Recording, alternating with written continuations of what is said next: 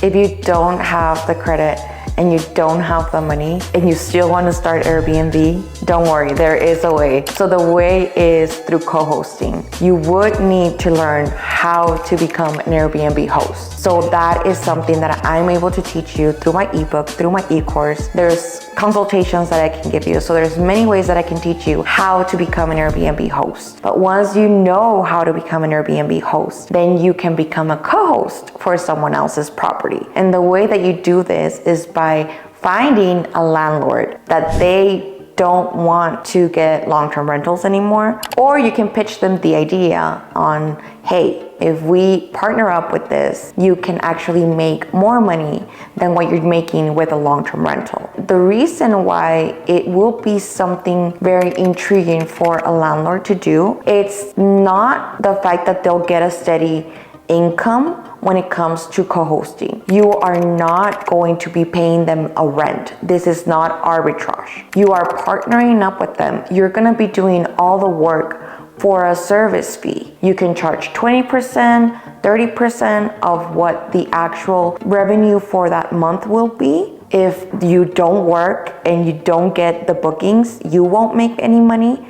they won't make any money, but they now have that certainty that it's not gonna be like, you're making money, I have to pay you like a property management company, that there's a fee that I have to pay you. No, if he makes money, then you make money. Through co-hosting, it's the easiest way to get into Airbnb with no credit, no money, because the property doesn't belong to you. The property will continue to belong to the landlord. They will have to be the ones to invest into the property, into the furnishings. But a lot of landlords out there want to get into Airbnb. The reason they don't get into Airbnb is because of the work. They think it's a lot of work to have a short-term rental. They prefer to have a long-term rental and just set it and forget it. But if you give this landlord the same feeling of set it and forget it, you take care of the property, that property will have a longer life because you are taking care of the cleaning, of the maintenance, all of the wear and tear. It doesn't mean that you're paying for those things,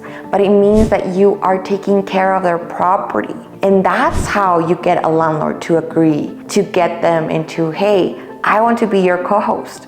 I want to manage your property for you. Obviously, there's always gonna be an investment, but the amount of money that they will make, it's gonna be much higher than if they just decide to stay with a long term. And don't get me started talking about bad tenants. So this way, they can have a peace of mind knowing that you're taking care of the property, you're taking care of the guests. They don't have to worry about anything. They don't even have to be on the account if they don't want to, but the money gets deposited into their account. And they're gonna see a big difference in their bank account when they decide to start doing Airbnb.